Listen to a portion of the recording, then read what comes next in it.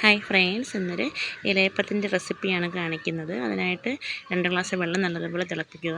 ഒരു പാത്രത്തിലേക്ക് 1/2 ഗ്ലാസ് മാവിടുക. ഇതിലേക്ക് ഒരു നുള്ള ഉപ്പും ഇട്ട് നല്ലതുപോലെ തിളച്ച വെള്ളം ഇതിലേക്ക് ഒഴിച്ച്, മാവ് ഒരുപാട് കട്ടിയായി പോവുകയും ചെയ്യരുത്, ഒരുപാട് ലൂസായി പോവുകയും ചെയ്യരുത്. ആ പരുവത്തിന് മാവ് നല്ലതുപോലെ കുഴച്ചെടുക്കുക. ബ്രേക്ക്ഫാസ്റ്റിനും വൈകുന്നേരം ചായക്കുമൊക്കെ ഒരുപോലെ ഉപയോഗിക്കാൻ പറ്റുന്ന ഒരു പലഹാരമാണിത്. വളരെ സ്വീറ്റായിട്ടുള്ളൊരു പലഹാരമായതുകൊണ്ട് കുട്ടികൾക്കൊക്കെ ഒരുപോലെ ഇഷ്ടപ്പെടുന്നതാണ്. അപ്പോൾ ഈ കുഴച്ച മാവ് നമുക്ക് മാറ്റി വയ്ക്കാം. മധുരത്തിന് വേണ്ടി ഞാൻ ഉപയോഗിക്കുന്നത് ശർക്കരയാണ്. ശർക്കര ഉരുക്കി അരിച്ചെടുക്കുക. ഇതൊരു പാനിലേക്ക് മാറ്റിയതിന് ശേഷം ഇതിലെ വെള്ളം ഒന്ന് വറ്റിച്ചെടുക്കണം.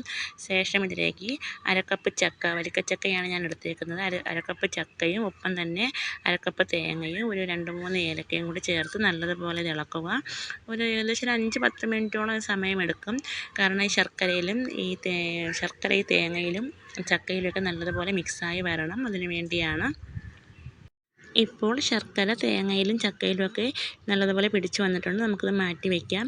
ഇനി നമുക്ക് ഇലയുടെ എങ്ങനെ ഉണ്ടാക്കാമെന്ന് നോക്കിയാലോ. അതിനായിട്ട് ഞാൻ എടുത്തേക്കുന്നത് വാഴയിലയാണ്. ഇതിലേക്ക് കുഴച്ച് വച്ചിരിക്കുന്ന മാവ് ചെറിയ ഉരുളകളാക്കി എടുക്കുക. ശേഷം കനം കുറച്ച് പരത്തിയെടുക്കുക. ഇതിലേക്ക് നേരത്തെ തയ്യാറാക്കി വച്ചിരിക്കുന്ന ശർക്കരയിലും തേങ്ങയിലും കൂട്ട് വെച്ച് കൊടുക്കുക. ശേഷം ഇത് നല്ലതുപോലെ ഇതിൻ്റെ 4 സൈഡും നമ്മൾ നല്ലതുപോലെ ഒട്ടിച്ചെടുക്കുക. അതിനുശേഷം ഇത് നമ്മൾ ഇഡ്ഡലി പാത്രത്തിലോട്ട് വെച്ച് പുഴുങ്ങിയെടുക്കാവുന്നതാണ്. ഒരു 20 മിനിറ്റോളം ഇത് പുഴുങ്ങിയെടുക്കണം. എന്നാൽ മാത്രമേ ഇത് വേഗത്തുള്ളൂ.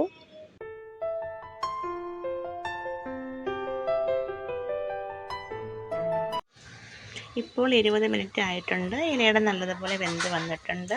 ഇത് നമുക്ക് പാത്രത്തിലോട്ട് മാറ്റാവുന്നതാണ്. എല്ലാവരും ട്രൈ ചെയ്ത് നോക്കുക, അഭിപ്രായം പറയുക.